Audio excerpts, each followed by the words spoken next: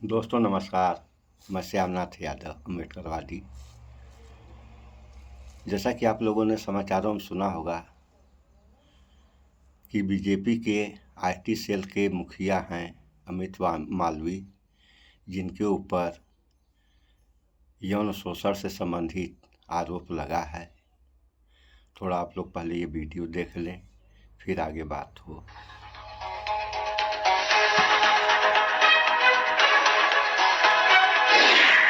धाकड़ खबर, बेखौफसुमा, बेबाक अंदाज। 24 घंटे नहीं हुए हैं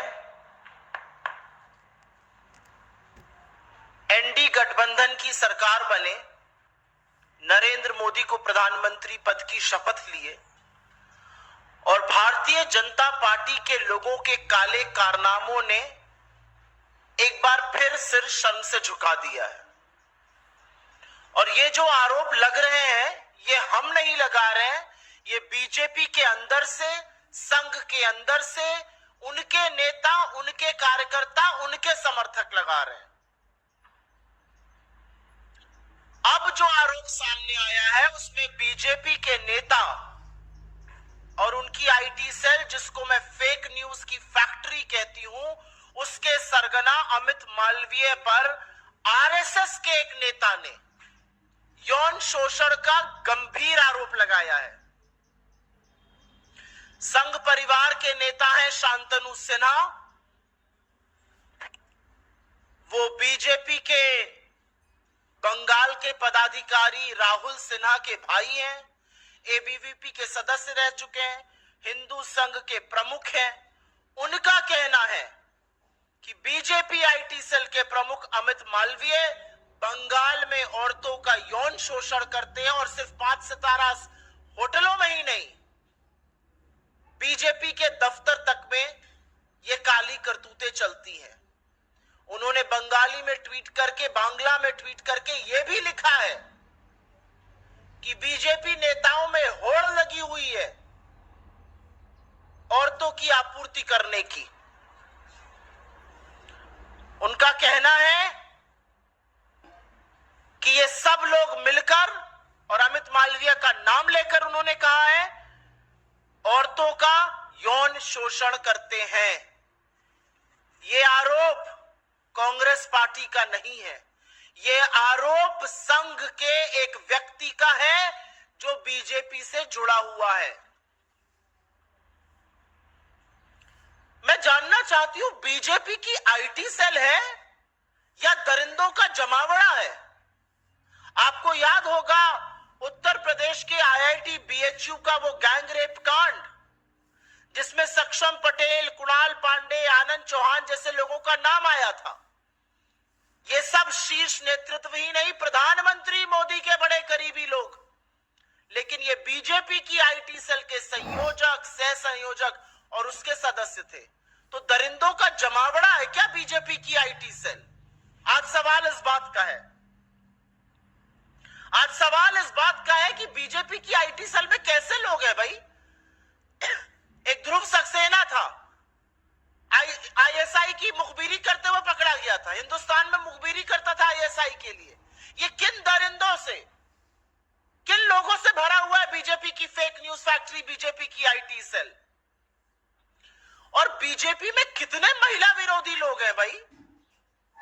हाथरस से लेके लखीमपुर, लखीमपुर से लेके उन्नाव, उन्नाव से लेकर चाहे वो उत्तराखंड की अंकिता भंडारी हो, चाहे वो गुजरात की बेटी बिल्किस बानो हो, चाहे वो इस देश की सबसे होनहार खिलाड़ी बेटियां हो, हर बार आरोपी बीजेपी का नेता, कभी कुलदीप सेंगर, तो कभी चिन्मय आनंद, तो कभी ब्रजभूषण, तो कभी अंकिता भंडारी का हत्यारा, जिसके पिता बीजेपी के नेता है।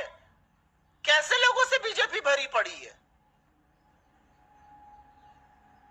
और सवाल इस बात का है कि इतने गंभीर आरोप आपके बड़े पदाधिकारी के खिलाफ लगे, लेकिन एक शब्द नहीं बीजेपी की ओर से, कोई प्रतिक्रिया नहीं, कोई उस पर एक्शन लेने की बात नहीं। तो आज सवाल इस बात का है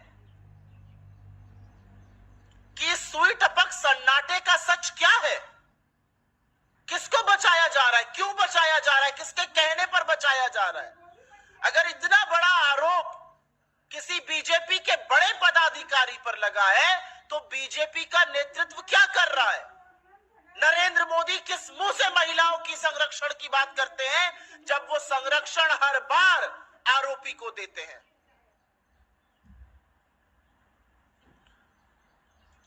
और ये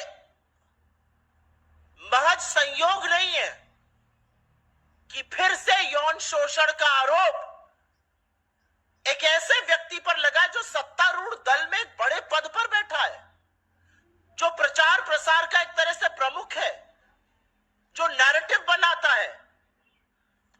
इस व्यक्ति ने अपना इतिहास इनका खगोल लीजिएगा, इतने ऐसे व्यक्ति को ऐसे पद पर बिठाना ये बीजेपी का नैतिक दिवालियापन दिखाता है। ये वो व्यक्ति है जिसने खुलेआम पोर्नोग्राफी की बात करी है। ये वो व्यक्ति है जिसने विपक्ष के खिलाफ सार झूठ, मनगढ़ंत कहानियां, हर तरह के षड्यंत्र रचे हैं। राजनीतिक प्रतिद्वंदता को किनारे रखकर इसने देश के प्रथम प्रधानमंत्री पंडित नेहरू तक को नहीं बख्शा। उनकी अपनी बहन और भतीजियों के साथ की फोटो को इसने दुष्प्रचार करके चलाया, लांछन लगाया। इस आदमी ने राहुल गांधी के बयानों को काट छाट कर उनकी छवि धूमिल करने का कुत्सित प्रयास किया। इस व्यक्ति ने तमाम मर्यादाओं को लांघते हुए सोनिया जी के खिलाफ, विपक्ष के तमाम नेताओं के खिलाफ दुष्प्रचार किया। कोई राजनीतिक मर्यादा, कोई राजनीतिक शुचिता इस आदमी ने नहीं रखी और एक ऐसी फेक न्यूज फैक्ट्री बना दी बीजेपी की जो सिर्फ झूठ, सिर्फ मनगढ़ंत कहानियां, मनोहर कहानियां रचती है, आधा सच और पूरा झूठ फैलाती है। तो आज हमारी मांग है कि आरएसएस के एक वरिष्ठ पदाधिकारी के इस बयान पर बीजेपी क्या कर रही है। हमारी मांग है कि एक निष्पक्ष जांच हो। हमारी मांग है कि सच सामने आए और हमारी मांग है कि जब तक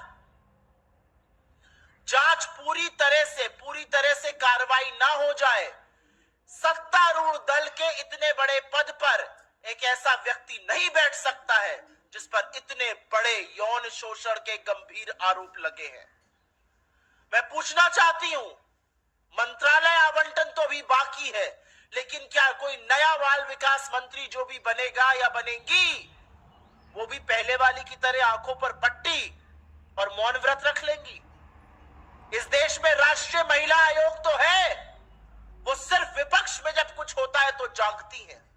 इसका स्वतः संज्ञान नहीं लीजिएगा, नहीं जाइएगा कोलकाता, नहीं कीजिएगा कार्रवाई।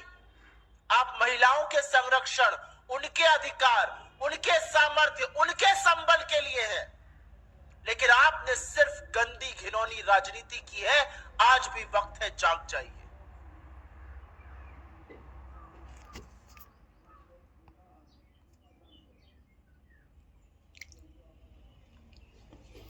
जैसा कि आप लोगों ने इस समाचार में देख सुन लिया, अभी वैसे तो ये जांच का विषय है और आरोप भी लगते हैं तो लगभग किंचित ही गलत लगते हैं, बाकी सब सही लगते हैं। तो ये हाल है। अगर ऐसा ही चलेगा तो इस देश का क्या होगा?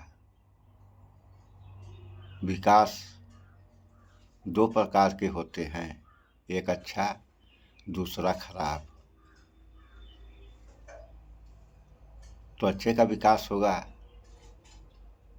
तो सारी चीज़ें अच्छी हो जाएंगी, और ख़राब का विकास होगा तो आप लोग जानते ही हैं क्या होगा। तो इस पर विचार करें आप लोग।